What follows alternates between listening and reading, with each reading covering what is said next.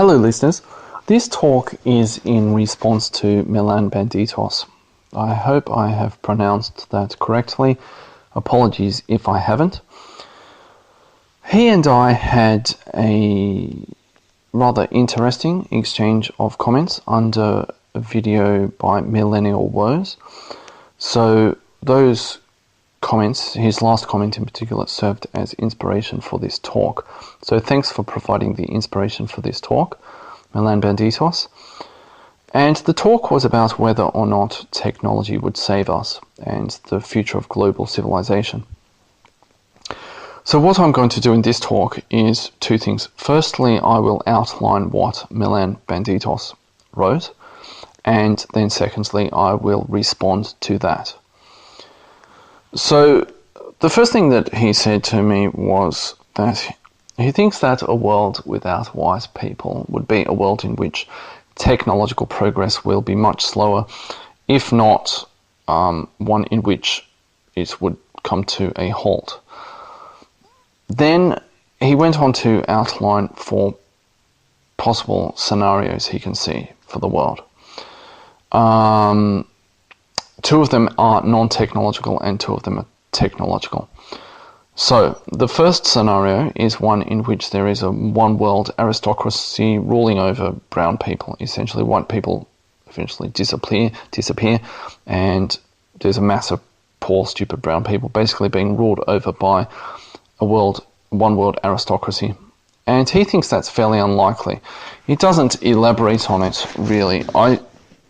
Reading between the lines, I suspect because he thinks wise people would rebel against that, essentially, and it would be dysfunctional. So his second scenario is one in which white people would expel or banish those people, the non-wise people. And he thinks that would only slow the decline. I'm not sure why he thinks it would just slow the decline, but he thinks it would slow the decline and the West would lose its relevance and other nations would come to the fore, and he thinks they might be able to preserve the modern world. And he mentions two countries only, Russia and China. I'm not sure why he only mentions two, but he mentions two. So he thinks Russia might be able to preserve the modern world and so on, but he doesn't think China would be able to do so, and I assume that's because of the fact that Russia is white, though then culturally they're different to the West, what we would normally consider to be white. So maybe that's why he says they might be able to. As for China, I assume he thinks that they're unlikely to be able to because they're not white, essentially. And he thinks this scenario is the most likely, so obviously he prefers this, or he thinks this scenario will obtain rather than the one world aristocracy over brown people scenario. And those are basically mutually exclusive. So then he discusses two technological possibilities. Before I outline those, I'll just say something else that he mentions. For these two technological possibilities to obtain, he thinks, firstly, technological progress would have to be such that it would hide societal decay, and then there would be an advancement in terms of technology over the next 50 to 150 years, and then one of these two scenarios would obtain. So the third of his scenarios is a world in which virtual reality eats everyone up. And basically, anyone who's not plugged into that could exit. And he describes such people as being hateful right-wing neo-Luddites. And I assume he's using that term in a sort of in an ironic or sarcastic way, or in a somewhat affectionate way. And he thinks those people would be able to carve a piece of land for themselves and their culture. Though, of course, their level of technology would be lower, of course. The fourth scenario is one in which white people go into space and colonize other planets, and then Earth's society collapses. essentially. So that's the outline of what MilanBanditos wrote. Now I would like to respond to that. The first thing I'll do is talk about the necessity of white people for technological progress. I broadly agree with him there that a world without white people would be a world in serious trouble on that front.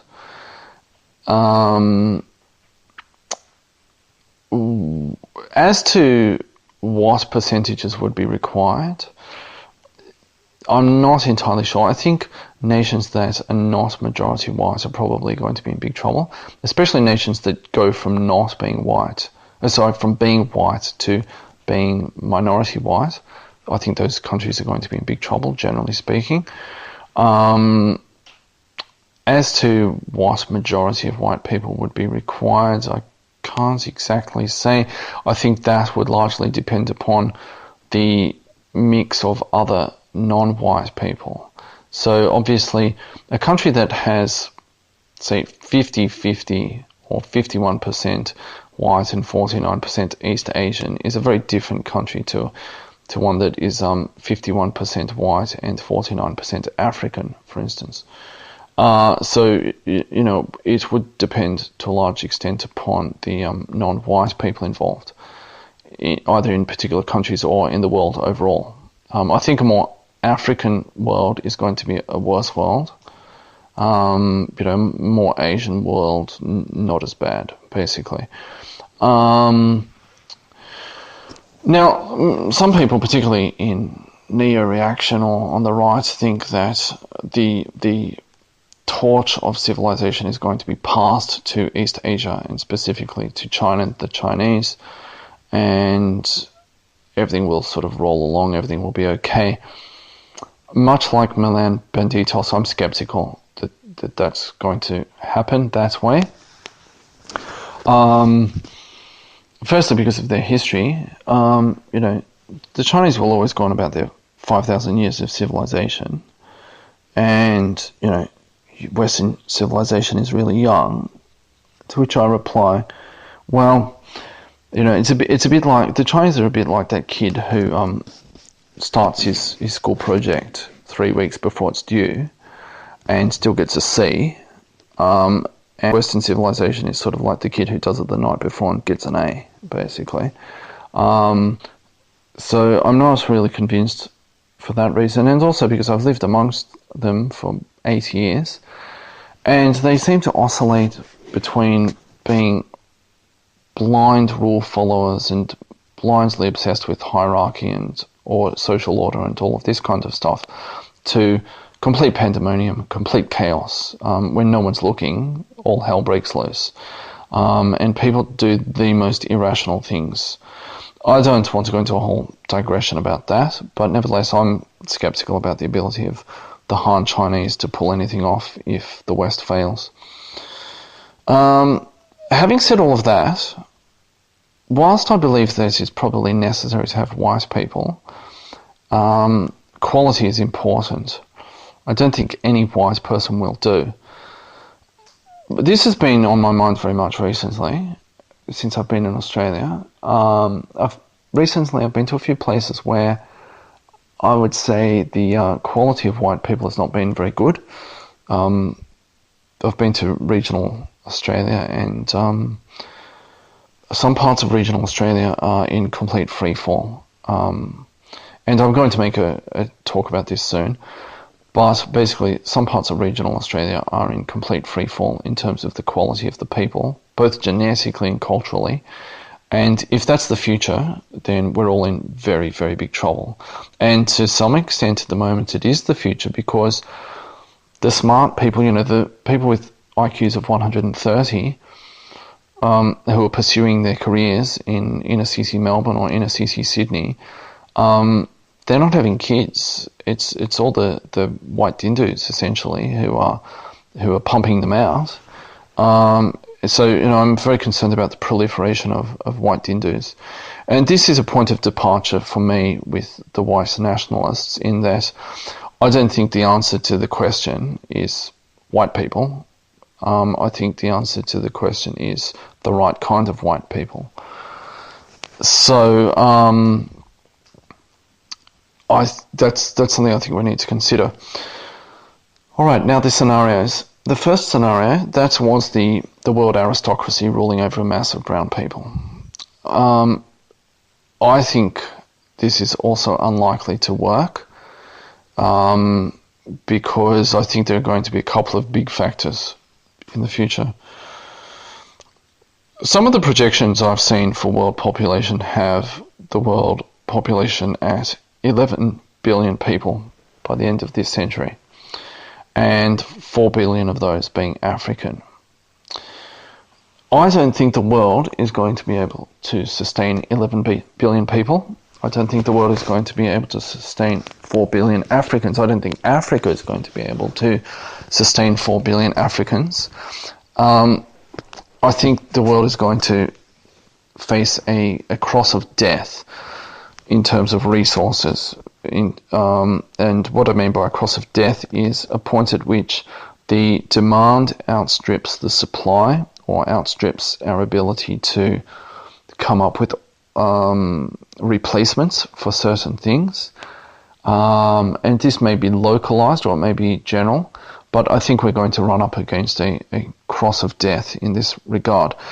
So there are multiple possibilities here. It could be energy, it could be topsoil or arable land, it could be fresh water, it could be phosphates, supplies of phosphates, it could be all sorts of other minerals, rare earth minerals, it could be fishing stocks, all sorts of stuff. But, you know, having 11 billion people, having a whole lot of people in countries that are already developed and others that are rapidly developing, all wanting to live a Western lifestyle, I think we're looking at scarcity, extreme scarcity. I'm not a post-scarcity person. I don't think that's going to happen. Not without something big, sort of a big cull first, a big die-off. And I think that's what the world aristocracy would do. I think they would say, you know, we don't want this. We don't want the world to just turn into one giant garbage dump, essentially. You know, we don't want to expend resources on these people. We don't want them cutting down the last tree in the rainforest, you know, and harvesting the last gorilla for bushmeat, this kind of thing, right? I don't think they would want that to happen. So I think they would engineer a cull, basically. They'd either sort of induce forced famines, or they would just blatantly go and kill people, bomb them, shoot them. And this would all tend to sort of spiral out of control. You know, there'd be a problem, and then their response would be heavy-handed, and then people would react to that, and then the authorities would react back, and it would sort of spiral out of control. They could try to institute something like mass sterilization. I think people would get onto that. They'd become aware of that. There'd be a big backlash against that. The worst scenario, to my mind, would be, well, you know, either something like nuclear war, or an engineered epidemic, because I think that the people doing it would think they had control, and they wouldn't, and then everything would get out of hand. And I could actually see that being a kind of extinction level event if that happened. So I don't think that this scenario is potentially very good. I think at best everything would stagnate or descend into a dark age. At worst, we could basically go extinct as a species.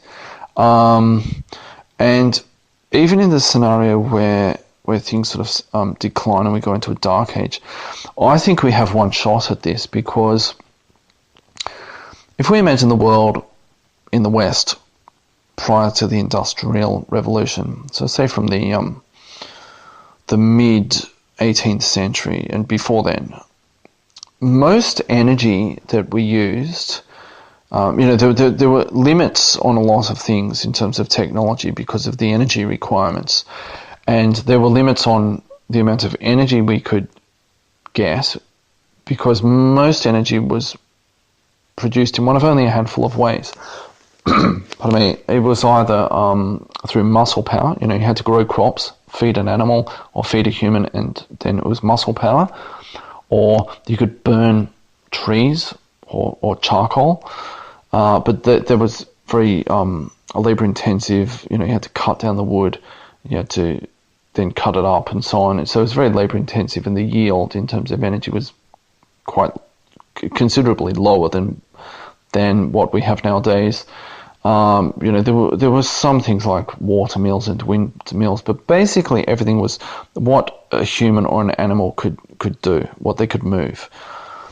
And we got to the point that we're at now by basically harnessing cheap, abundant, readily available sources of concentrated fossil fuel energy.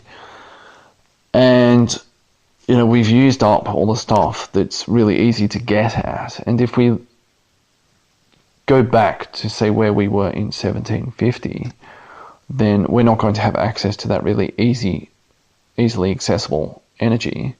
And that won't allow us to make the jump to where we are now, let alone beyond where we are now. Because how do you go from, an ox in a field to solar panels? How do you go from an ox in a field to a nuclear reactor, right? So I think we could have real problems there, and civilization might be permanently stuck in sort of pre-1750 mode. The other big issue, I think, is another cross of death, and this one regards intelligence. I think that a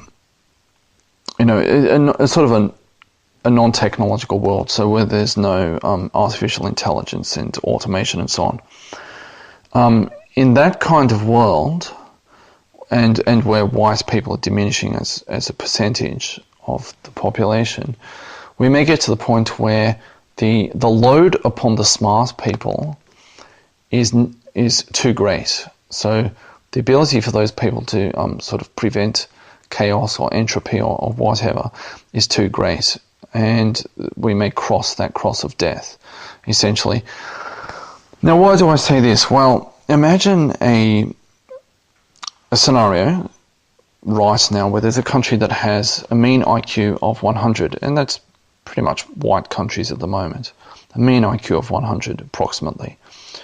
Now, imagine for a moment that, and this is sort of a gross simplification, but nevertheless, imagine that intelligence is actually evenly distributed, or various other, whatever the special source is, that's evenly distributed. But I'm going to just run with intelligence to make it a fairly simple point that I want to get across. If the mean is 100, and we say anyone over 85 is functional, not necessarily a genius, but they're functional. So between 85 and 115, you have everyone from people who can sort of keep things rolling along to being people who are starting to innovate. So everyone from basic maintenance technicians through to engineers. With that, you've got 68% of the populace in that band between 85 and 115. And society can function quite well like that. Between 115 and 130, you have 13.6% of the populace. So, that's more than an eighth. And those people are pretty smart, they drive innovation.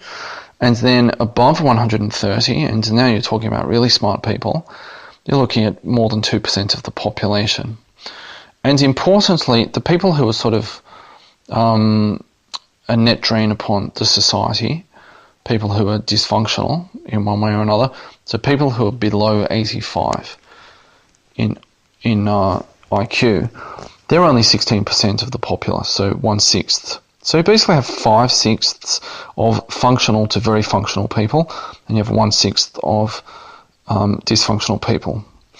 Now, if the world essentially becomes less white, and by less white, really less Asian as well, or less East Asian as well, which is occurring also, and moves towards basically the southern hemisphere, essentially, or what they call the global south. Well, we're looking at a mean IQ, say, of 85. Now, people talk about the Flynn effect. I think the Flynn effect is overstated, and I think for the Flynn effect to occur, and the Flynn effect, I should mention, is this idea that IQs are increasing naturally over time through better nutrition, better education, and so on. They're not exactly sure why, but the problem with the concept of the Flynn effect is that I think you need a certain base level of functionality to exist already. So Africans wouldn't experience the Flynn effect if Europeans weren't there setting up schools or with Western medicine and so on. So I don't think the Flynn effect is going to solve this issue because I think that the number of really functional people, white people, would be insufficient to deal with this mass. There are going to be 1 billion or fewer white people by the end of this century compared to 4 billion Africans, whereas currently they're about even. So, the job is already hard. It's going to be 4 times worse by the end of this century. So in this world where the mean IQ drifts towards 85, and remember, above 85 is sort of functional to one degree or another, below 85 is not functional. In that world, you're looking at a decline from 68% of the populace being between 85 and 115 to only 47.7% of the populace, so about 2/3. And then for people in the 115 to 130 range, the decline is from 13.6% of the populace to 2.1% of the populace. And they're the people who drive innovation. So there's a big problem there, obviously. And then over 130, the decline goes from more than 2% to 0.1%. I mean, they're basically non-existent at that point. The really, really smart people are just non-existent at that point. I mean, they're just carrying an enormous load at that point. And likewise, at the other end of the scale, the people below 85, you're looking at half the population are basically dysfunctional. There is no way that everyone else is going to be able to carry those people. So I think we're also looking at a cross of death in terms of intelligence in scenario 1. I see scenario 1 as being completely dystopian, actually. Now, scenario 2, the expulsion of non-whites from Western nations. The first thing I'll say about this is that I don't think that's going to happen in full for a number of reasons. Firstly, I do think it could be possible to expel Latinos or Africans in particular, Middle Easterners from white nations. I don't think it's going to be possible to expel Chinese or Indians, because I think as those two countries become more important players on the world scene, they would have an absolute fit if, for instance, the UK decided to kick out all Chinese or to kick out all Indians.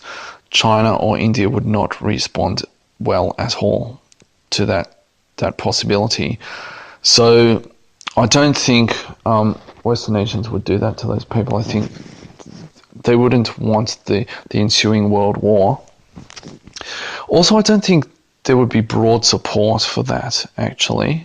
I think people would say, yeah, kick out the idiots, kick out all the Hindus. But, the Chinese, broadly speaking, behave themselves. They're productive. Why would we want to start World War III? And, why would we want to kick those people out, first of all, and risk World War III over it? I don't think that's going to happen, to be honest.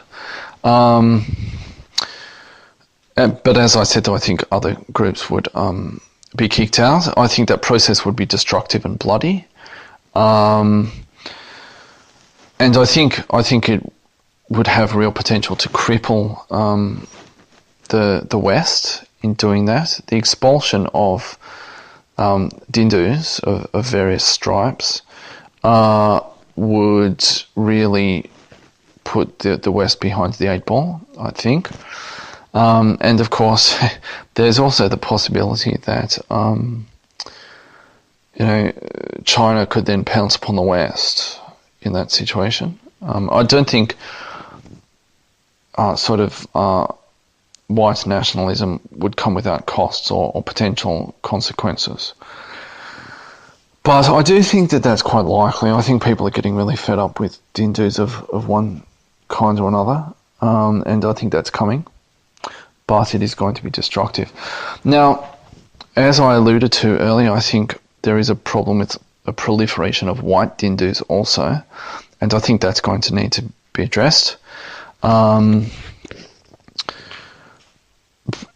the past, the northwest of Europe had eugenics for centuries because smart people did keep pace in terms of fertility, and they had less infant mortality.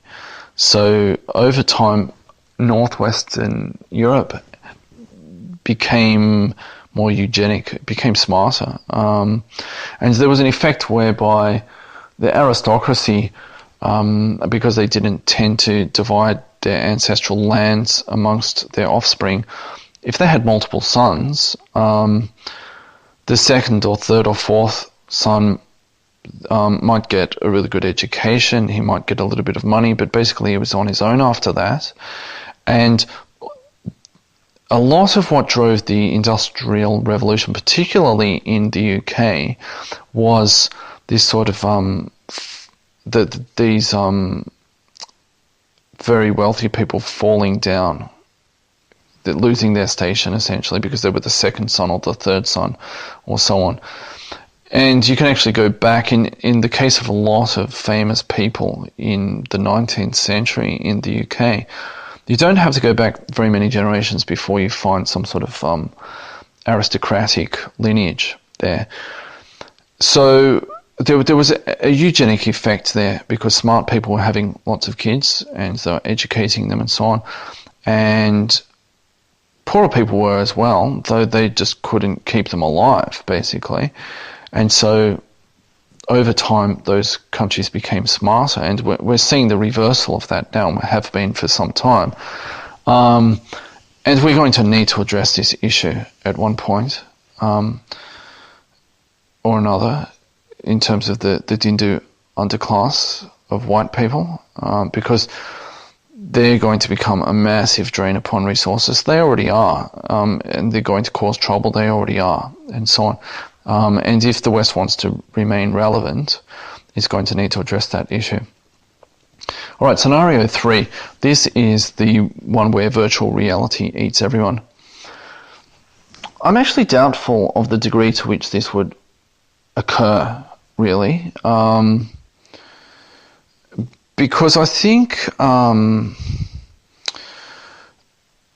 it seems to be a particular type of Asian and white male who really gets sucked into playing computer games, internet porn, and so on. It's not just intelligence; it's other things too. But it does seem to be that middle band of people with an IQ of 85 to 115. Other people seem to go off and do interesting things. So how I imagine this scenario playing out is that the middle class, or the sort of the middle band of white people, gets crushed by virtual reality, as MilanBanditos mentioned. But I think we would actually end up in scenario 1, where there would be an aristocracy of people and then this massive idiots, this massive Hindus below those people, and the middle would just disappear. I don't see everyone being plugged into this, actually. I don't think that's going to happen. I'm not sure what it is exactly about computer games and online porn and so on, but they seem to be some level of abstraction, imagination, or something like that is required. Other people tend to be more visceral and they don't seem to get into that, or they just have better opportunities in the real world and so they don't get into it. So I imagine this sort of third scenario actually defaulting towards the first scenario. The interesting thing, though, is that in this third scenario that MilanBanditos has proposed, there would be more technology. Now, I guess there would probably be automation, artificial intelligence, and so on. But all of this begs the question that if there were a world in which the aristocracy could sort of run the show with all of this, assuming AI doesn't run away by itself, you'd have to ask why the aristocracy would keep everyone else around in sort of hooked up to IV drips, with providing them with nutrients or something, and then plugged into virtual reality all day. I'm not really sure why they would do that, but nevertheless, also I think that it wouldn't even be fully like that. There'd still be these massive numbers of unruly and unproductive, counterproductive dindos. Again, I can't see why the aristocracy wouldn't cull them. I think after a few incidents, they would say, no, that's it, these people are a problem. The other thing, too, is that I think they might say, well, all of the megafauna, all of the rainforests, all of the beautiful views are disappearing because the world's just becoming too crowded. And, they might have a choice between saying, well, we can save the last tiger or we can save 1 billion brown people. Screw it, the one tiger is, or, 2 tigers are more important than 1 billion brown people. Kill them off, basically just turn all of Africa into some giant theme park, a giant safari park. And the only people who live there in a similar way to Antarctica are scientists or the tour operators or something. I could see them doing that. I could see them saying, no, we want to save the world, the environment and so on. Screw these people, let's just cull them off. I could see them doing that. So again, I think that this third scenario would sort of default to the first scenario, just with better technology. And I think it could quite possibly be very dystopian, though it could in some ways be utopian if they were able to do it without losing control of it. For those who survived, it could be very utopian. For everyone else, of course, it wouldn't be. Now, scenario 4. This is colonization of space. I want to say a few things firstly about the degree to which this is similar or dissimilar to the period of colonization after 1492. Because I do think the two are actually quite different in many ways. Space is different to crossing the Atlantic in that the time frames are much greater. Now, of course, we might say, well, that will sort of put people in suspended animation or something like that. Okay, that's a possibility. But I suspect that there's some sort of intersection of this sort of time-distance problem, suitable or habitable worlds, and our level of technology that would put a hard cap upon this. It might not be that possible to colonize space, because just getting into space is not enough. You need a whole lot of other technology to be able to establish other colonies and make them sustainable with a very high likelihood of them being around in 10 years or 50 years or 100 years and so on. Because one of the problems with space is that unless you find Earth-like worlds, there would either need to be massive terraforming and we would need incredible technology to do that, and the resources and so on would be huge as well.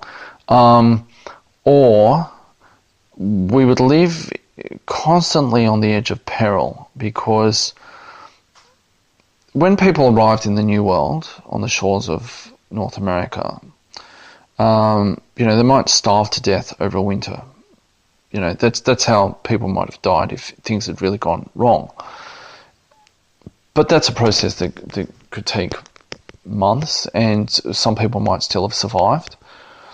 I could see in space, the time frame for death could be minutes, not months. And it could affect massive numbers of people all at once. If an airlock got damaged or something like that, everyone could be dead within minutes all over the place, the entire colony. It's a much harsher environment, basically. Now, having said all of that, even if people do get into space and colonize space, I don't think it's a given that the West would be the first to do that, because the West would need to sort out a lot of its internal problems first. It would probably need to expel a whole lot of people, a la the second scenario.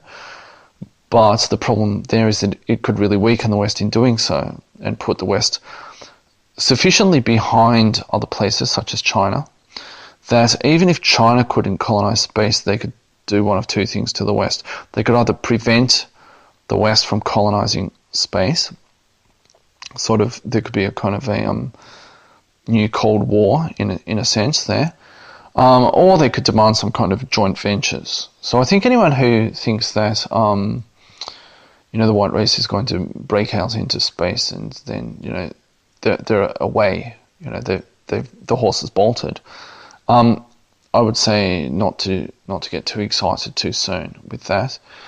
And the other big issue, I think, in terms of the West colonizing space is that if Western nations don't go fully white nationalistic, and all of the attendant consequences of that I've already outlined, both positive and negative, I think Western governments would be extremely suspicious or very careful about letting people into space.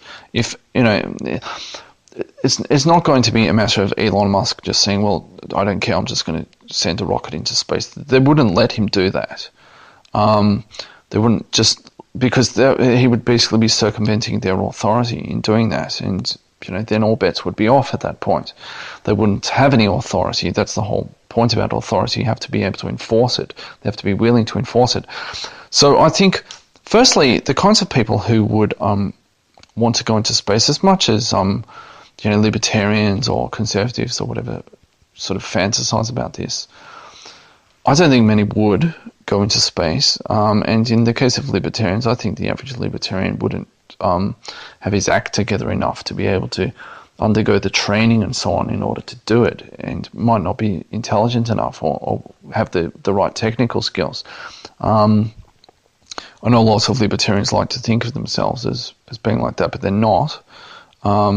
Most of them are sort of neckbeards. So I think anyone who would sort of volunteer for this, self-select for going into space, would probably already be on board with the cathedral narrative.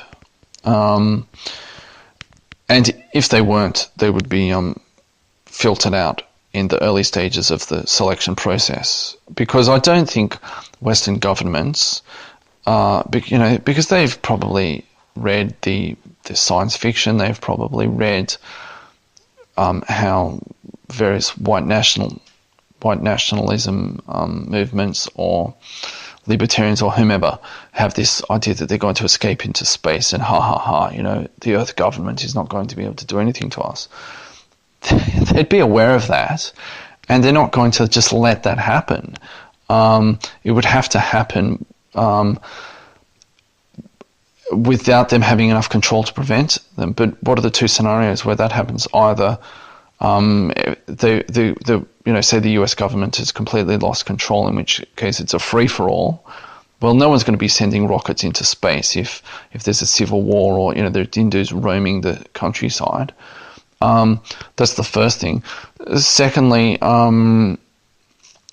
you'd have to get all of that in order and then have a white nationalistic government. But as I've said, the destruction involved in that process might put everyone behind the eight ball. So it's not clear to me that white people are just going to jump into space and that's it. They're never going to look back. It's a possibility, but I think a whole lot of other things would have to happen first. And it's not clear to me that those necessarily will, or to a sufficient degree. Now, I think there's another possibility with all of this that MilanBanditos hasn't considered, or maybe he did. He sort of alluded to something. He talked about files from the Neil Stephenson book Diamond Age. I haven't read Diamond Age. I've read Snow Crash, and there's sort of I believe some of the concepts in Snow Crash are related to those in Diamond Age. From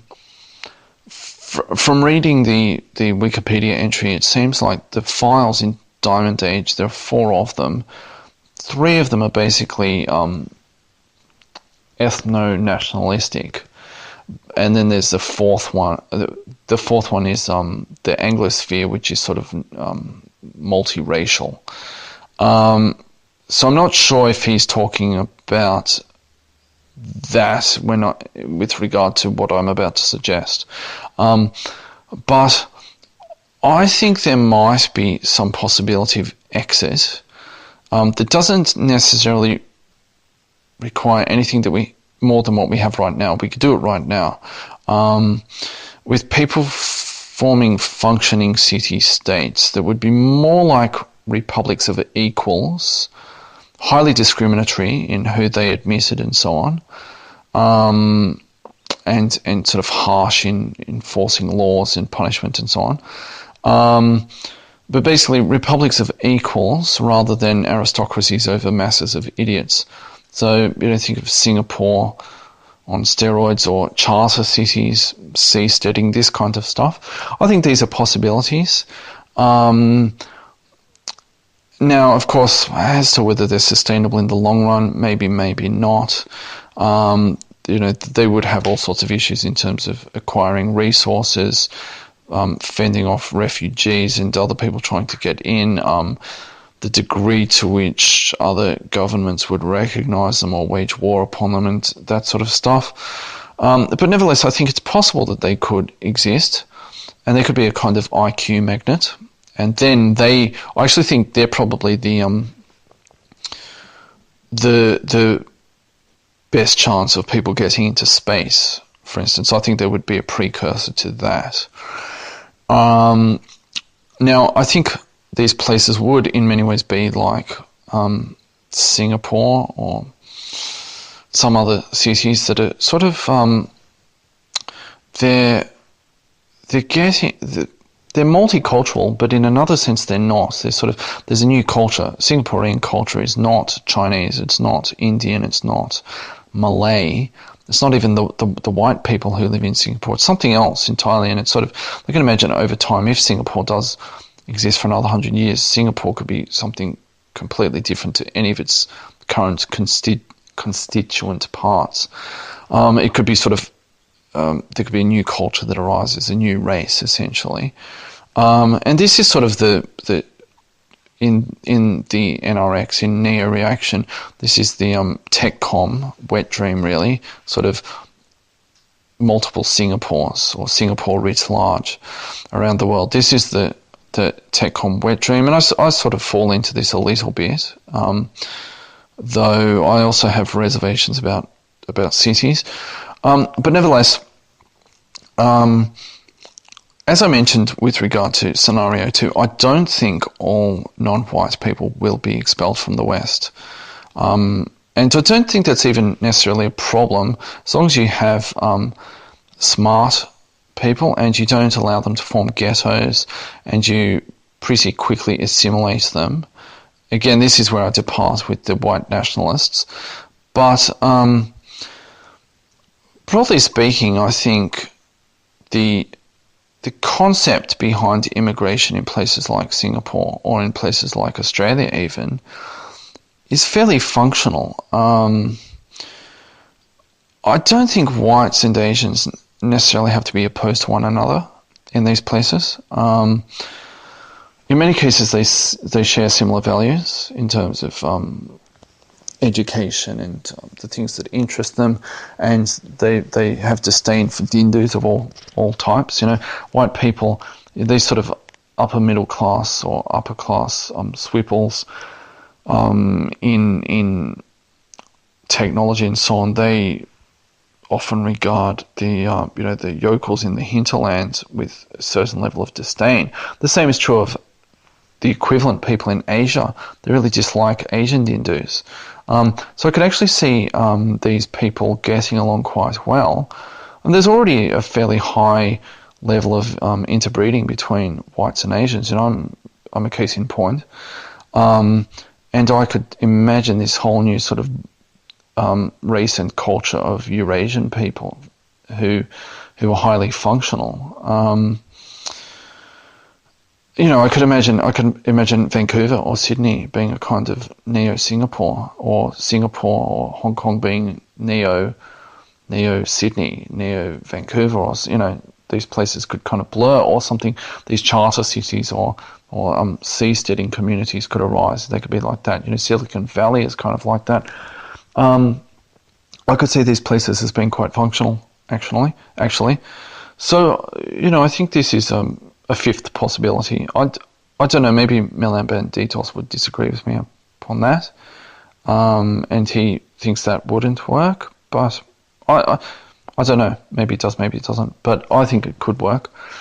And I also just think it's going to be a reality. I don't think Australia is going to get to the point where it just kicks every Asian person out of Australia. I don't think they're going to do that in Canada.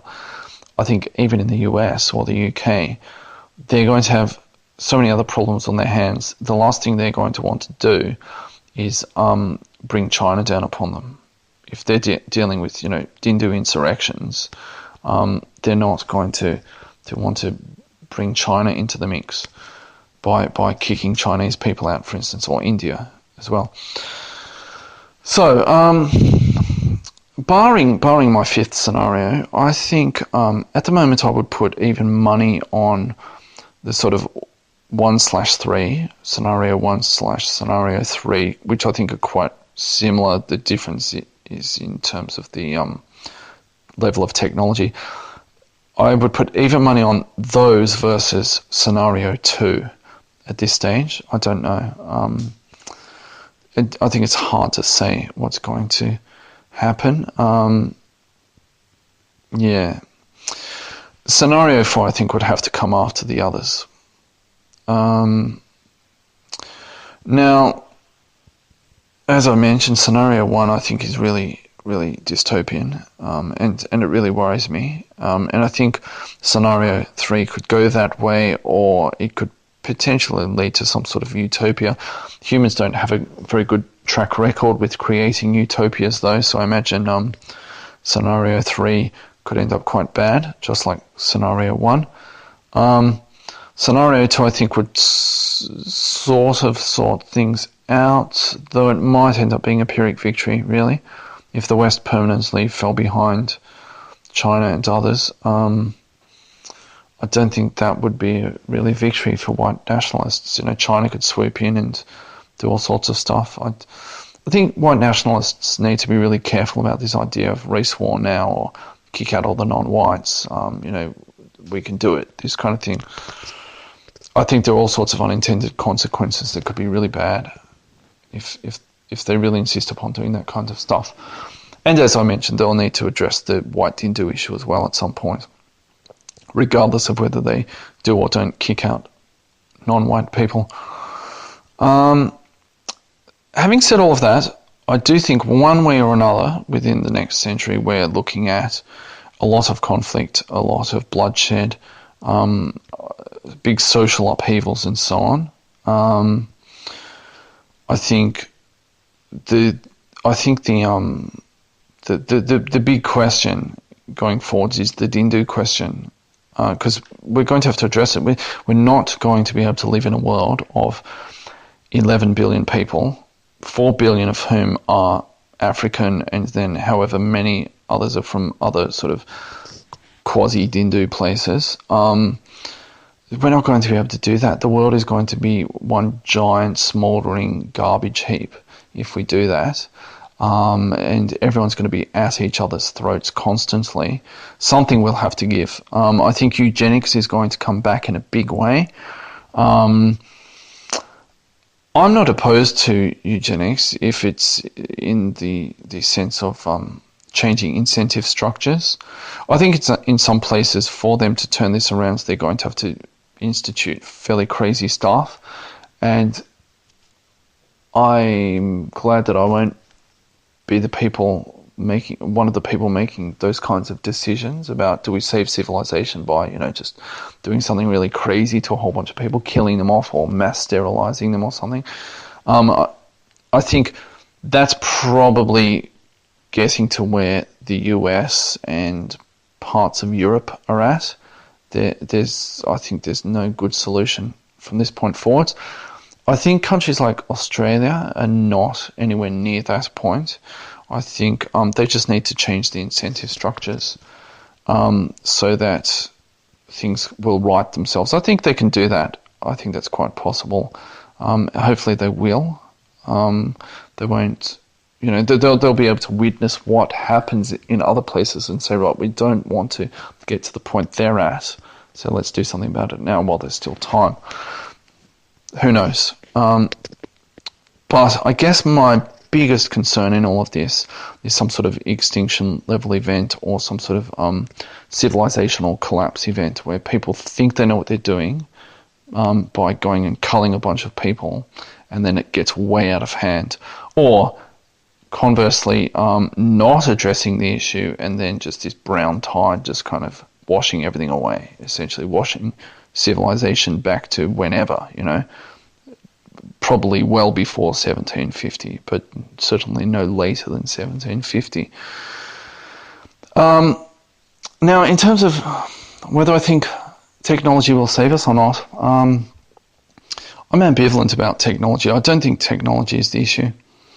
I think if we are relying upon technology, if we think, well, we're going to genetically engineer humans, we're going to do this, that, or the other, we're going to escape into space. I think if we're looking at it like that, then we're probably already too far gone.